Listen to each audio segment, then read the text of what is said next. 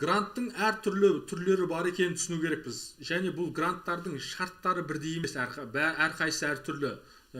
Төрт таңдау жасаған кезде бұл грант түрлерінің әрқайсысын таңдауға болады, әртүрлі. Сол үшін гранттың қандай түрлері бар екенін дұрыс түсіну керек.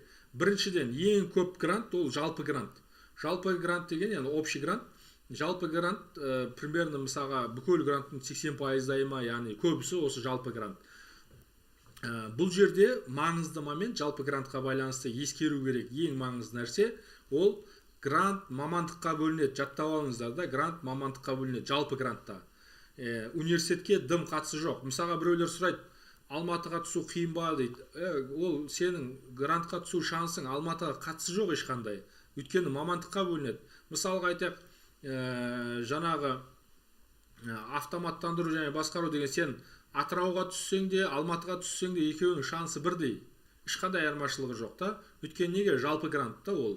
Жалпы грант болғандықтан оның қаланың рөлі жоқ. Немесе кейбіреулер сұрайды жаңағы, СДУ-ға түсу қиын ба, ояққа проходной жоғары шығар дейді. Баяғыда болған, мен консультация берген кезде бір оқушы болды, 65 балдан асқан, 65 ба алған. Мен оған ұлттық университеттер жазып бердім. Яғни ұлттық университеттерге түсу үшін ең кемі 65 бал болу керек.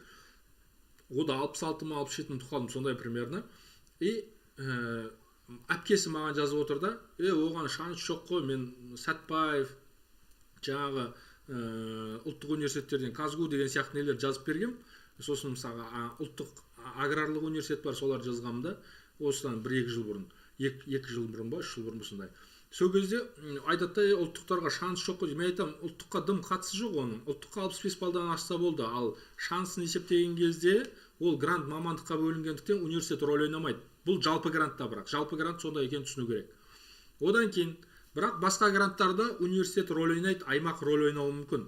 Яғни жалпы грантқа тапсырып жатқан болсаңыз, университет рөл ойнамайды, аймақ рөл ойнамайды, тек қана мамандық маңыздысы. Қай университет таңдасаңыз да шансыңыз мамандыққа байланысты.